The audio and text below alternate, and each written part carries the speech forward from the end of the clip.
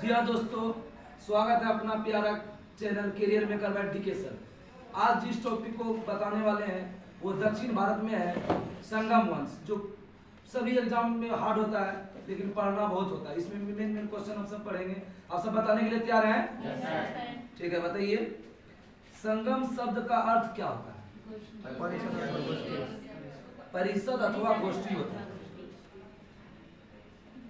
तमिल साहित्य की आधारभूत ग्रंथ कौन है? तिरुवल्लुवर, जो कि कुरान में है, तमिल साहित्य का। ठीक है। प्रथम और तीसरा संगम कहाँ हुआ था? प्रथम और तीसरा संगम मदुरै में हुआ था। और दूसरा संगम कहाँ हुआ था? प्रथम और तीसरा संगम मदुरै तमिलनाडु में पड़ता है, और दूसरा संगम जो हुआ था कपाटपुरम, वो केरल में पड़ता है। कौन से कपाटपुरम, कौन से केरल। पहला और दूसरा का अध्यक्ष कौन था? अगस्त। इसका ट्रिक है कि पहला और दूसरा समझो अगस्त में नाम हुआ था, इसलिए अगस्त ऋषि। पहला और दूसरा का अध्यक्ष कौन था? अगस्त ऋषि। और तीसरा का नकीरा। तीसरा संगम का अध्यक्ष कौन था? आगे बताइए कि किस लिए संगम नाम का प्रयोग किया जाता था? कवि और विद्वान परिषद के लिए संगम नाम का प्रयोग होता था, कवि और विद्वान के लिए। शिल्पाधिकारम के लेखक कौन है? इलागो। शिल्पाधिकारम की रचना इलागो ने किया। जीवक चिंतामणि की रचना किसने किया था? तिरुप्त देवर। देवर करेगा चिंता। ठीक है। जीवक चिंतामणि के लेखक तिरुप्त देवर। आगे बताइए तमिल व्याकरण किस पुस्तक को कहते हैं? तोलाक्पियम। तमिल व्याकरण कहते हैं तोलाक्पियम। इरामावतारम के लेखक कौन है? कंबन। इरामावतारा के लेखक कंबन। संगम साहित्य में हमें तमिल प्रदेश के 3 राज्य मिलते हैं। कौन कौन है? ये दरोगा का मेंस में इसमें आया। ठीक है। चोल, चेर, पांड्य। संगम साहित्य में 3 प्रदेश, चोल, चेर, पांड्य। चोल राज्य जो है ना किन 2 नदी के बीच स्थित है? पेन्नार और बेलारू। पेन्नार और बेलारू। आगे बताइएगा इसका सबसे प्रतापी राजा कौन था? करिकार। संगम चोल राजा में सबसे प्रतापी कौन था? करिकार। करिकार की जन्म कहाँ हुई थी? ब्राह्मण। कुहार पत्तन का निर्माण किसने किया? करिकार। कुहार पत्तन का निर्माण करिकार ने किया। संगम का दूसरा राज कौन था? उधर कुछ हो रहा है। संगम युग का दूसरा राज कौन था? चेर। चेर की साल में पड़ता है केरल। चेर की साल में पड़ता है केरल।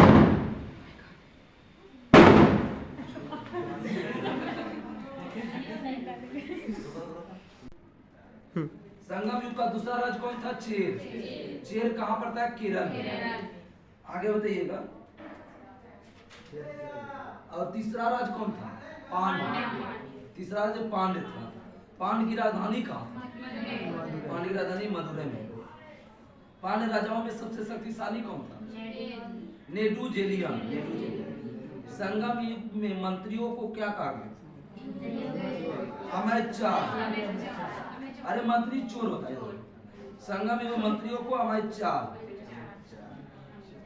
संगम काल में समय जानने के लिए किसका प्रयोग होता है? जल घड़ी। संगम साहित्य में व्यापारी वर्ग को क्या कहा गया? बेनीगर। व्यापार बेनगर में चल जाता है। संगम साहित्य में व्यापारी वर्ग को बेनीगर। संगम काल में किस पुस्तक में विवाह के संस्कार के रूप में मान्यता प्रदान हुई? तोलाक्पियम में 8 प्रकार का विवाह है। संगम काल में मुख्य खाद्यान्न क्या था? चावल। संगम काल में शुभ पक्षी किसको मानते थे? कौवा को, जो अतिथि आने की आगमन का बताता था। संगम काल में किसानों को क्या कहा गया? संगम काल में किसानों को बेल्लार, प्रमुख को बेलीर। आगे बताइए कि चोल वंश का प्रमुख बंदरगाह कौन था? अरिगमेडु। अरिगमेडु कहाँ है? पुदुचेरी या पांडिचेरी में। रोम के साथ व्यापार होता था किस बंदरगाह से? अरिगमेडु। रोम के साथ व्यापार अरिगमेडु बंदरगाह से होता था। आगे बताइएगा मानसून की खोज किसने किया था? हिप्पलस। मानसून की खोज हिप्पलस। तमिल देश का प्राचीन देवता कौन है? मुरुगन। तमिल देश का प्राचीन देवता मुरुगन। मुरुगन का प्रतीक चिन्ह क्या है? फिर से रिपीट होगा। संगम शब्द का अर्थ क्या होता है? परिषद अथवा गोष्ठी। संगम शब्द का अर्थ क्या होता है? आगे बताइए कि तिरुवल्लुर कृत किस भाषा में लिखा गया है? तमिल। प्रथम और तीसरा संगम कहाँ हुआ था? मदुरै। मदुरै कहाँ पड़ता है? तमिलनाडु। दूसरा संगम कपाटपुरम। दूसरा संगम कपाटपुरम अलवाई केरल में पड़ता है। पहला दूसरा संगम के अध्यक्ष कौन थे? पहला और दूसरा संगम के अध्यक्ष अगस्त ऋषि। तीसरा का कौन था? नकीरा। संगम नाम का प्रयोग किस लिए करते थे इस क्षेत्र में?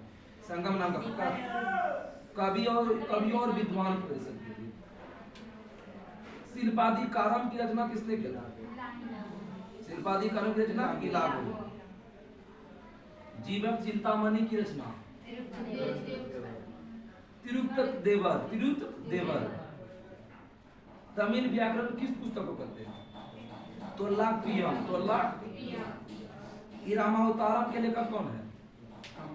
कंबन। इरामावतारम के लेखक कंबन। संगम साहित्य में तमिल के 3 राज थे, कौन कौन थे? चोल, चेर, पांड्य। चोल वंश किन 2 नदी किनारे? पेन्नार और बेलारू। करिकाल किस धर्म का अनुयायी था? पुहार पत्थर का निर्माण किसने किया था?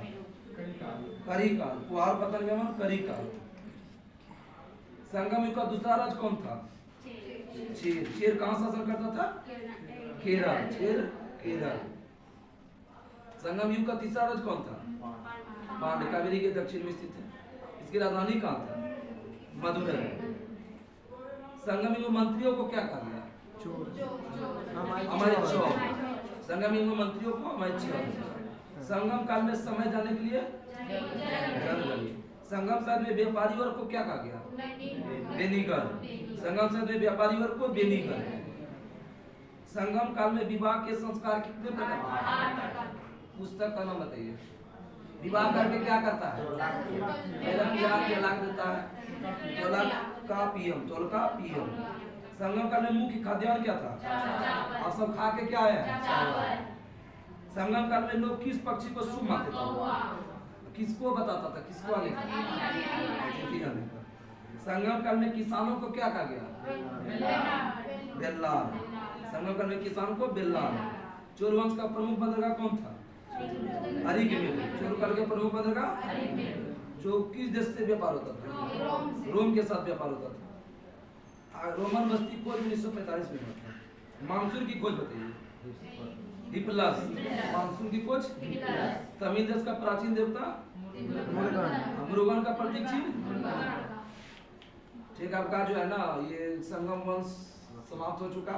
नेक्स्ट टॉपिक जो एग्जाम के लिए बहुत महत्वपूर्ण है कल जो है गुप्त वंश है। ठीक है, गुप्त साम्राज्य को अच्छा से पढ़ के आना है। इसमें चंद्रगुप्त द्वितीय के बारे में पढ़िएगा। जैसे अकबर जैसे नवरत्न थे अकबर के दरबार में, इसी तरह आप सब गुप्त साम्राज्य में पढ़िएगा। चंद्रगुप्त द्वितीय के दरबार में नवरत्न थे, समझे? कालिदास, बरामहिर, ये सब मेन है। ठीक है, तब तक के लिए नमस्कार। जय हिंद, जय भारत।